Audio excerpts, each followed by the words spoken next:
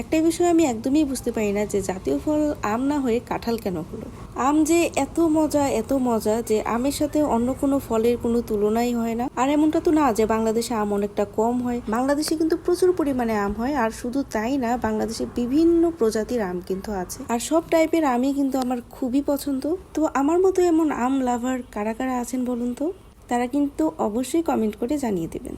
তো এই আম দিয়ে কিন্তু আমরা বিভিন্ন ধরনের রেসিপি বানিয়ে থাকি, তবে এই আমের দিনে যেটা একদম না খেলেই না সেটা হচ্ছে আম দিয়ে দুধ ভাত। তবে শুধু আম দিয়ে দুধ ভাত না, আজকে কিন্তু সাথে আমি কিছুটা কাঁঠালও নিয়ে নিয়েছি, কারণ ওই যে ভিডিও শুরুতে আমি কাঁঠালকে বললাম যে কেন জাতীয় ফল রাখা হয়েছে, কাঁঠাল যদি আবার রাগ করে বসে, সেই জন্য সাথে একটু কাঁঠালও নিয়ে নিলাম।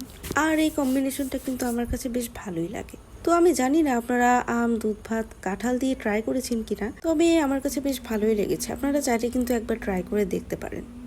তো এই তো খাওয়া দাওয়া কিন্তু অলরেডি স্টার্ট হয়ে গিয়েছে। তো আমি ভাত নিয়ে নিয়েছি, তার মধ্যে আমের যে পাল্প থাকে সেটা নিয়ে নিলাম, তারপর ঘন করে জাল করে নেওয়া দুধ এখানে নিয়ে নিলাম, তারপর ওই যে বললাম আজকে কাঁঠাল দিয়ে খাবো, তো কাঁঠালগুলো নিয়ে নিচ্ছি। কাঁঠালের যে মাঝখানে বীজগুলো থাকে, সিডসগুলো, সেগুলো আমি অবশ্যই বের করে নিচ্ছি। কাঁঠাল যে একদমই আমার অপছন্দ অনেকটা তা কিন্তু না, একটু সফট টাইপের কাঁঠাল হলে কিন্তু খেতে মন্দ লাগে না। তো এই তো সবকিছু আমি নিয়ে নিয়েছি। আর কিছু কি বাদ পড়েছে? আমার তো মনে হয় একটা কিছু বাদ পড়েছে।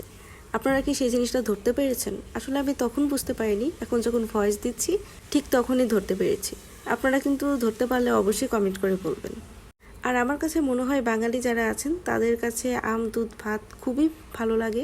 আসলে এই আমের সিজনে যে কতবার এটা খাওয়া হয় সেটা কিন্তু হিসাব নেই। আমি এমন অনেক মানুষকেই চিনি যারা এই আমের সিজনে দুপুরবেলায় ঝাল কিছু দিয়ে ভাত খাওয়ার রেগুলার এই আম দুধ ভাতটা খায়। তো আমার কাছেও এটা খেতে দারুণ লাগে। তো আপনাদের কাছে কেমন লাগে অবশ্যই জানাবেন। আজকের মতো বাই বাই।